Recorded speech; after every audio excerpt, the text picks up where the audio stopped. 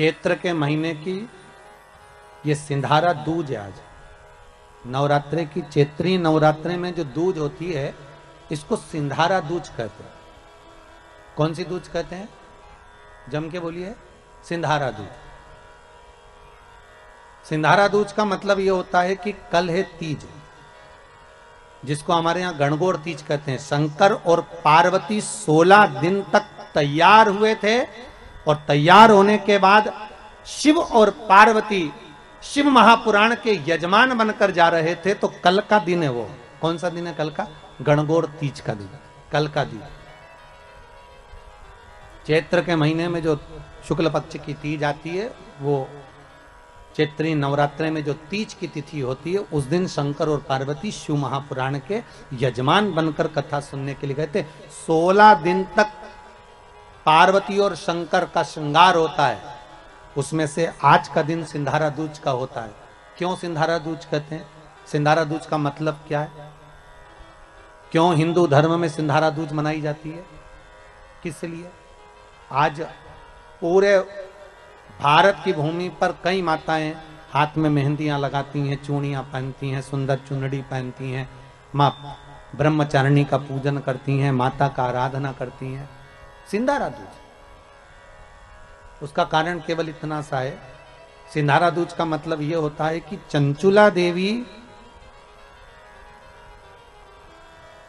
जब 14 दिन तक शंकर और पार्वती अपने गुफा में से बाहर नहीं निकले शिव महापुराण के यजमान बनने के लिए, तब माता चंचुला देवी ने हाथ जोड़कर मां जगतजननी जगदम्बा को सुंदर वस्त्र, सुंदर चूड़ियां, सुंदर आभूषण माता के चरणों में ले जाकर समर्पित करे थे और कहा, मां इन चूड़ियों को जो मैं दे रही हूं, ये लाल चूड़ी, ये लाल श्रृंगार, ये लाल वस्त्र, जो लाल चूनर जो मैं प्रदान कर रही हूं, मां बस ऐसी कृपा कर दे कि तू इन चूनर को धारण करे और मेरा भी सौभाग्य, मेरा भी सुहाग अमर कर दे। बस इतनी कृपा मेरे ऊपर कर दे। वो सिंधारा दूज का महत्व है। वो सिंधारा दूज का महत्व।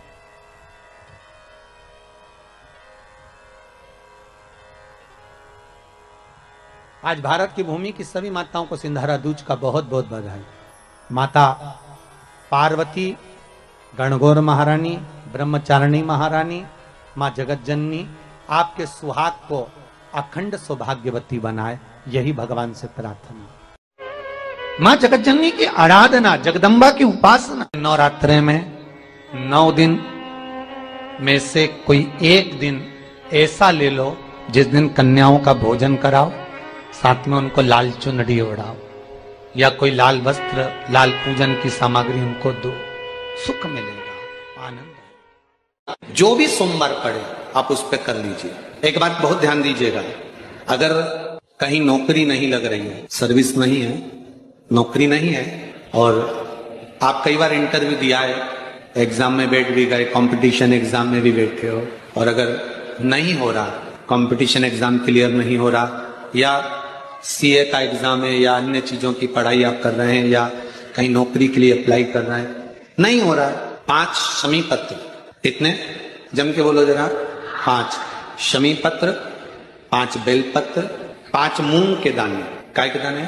मूंग, 5 मूंग के दाने, 5 सफेद पुष्प, कोई भी सफेद पुष्प जो आपको मिल जाए, शिव जी को समर्पित कर कर 1 लोटा पानी, नाम और गोत्र बोलकर, और जिस एग्जाम में बैठ रहे हो, जिस कंपटीशन एग्जाम में बैठ रहे हो, उसका स्मरण कर कर आपको छोड़ना है। श्री शिवाय नमस्तुभ्यम, शंकर जी का स्मरण करना है। ये एग्जाम के पहले जो भी सोमवार पड़े आप उस पर कर लीजिए।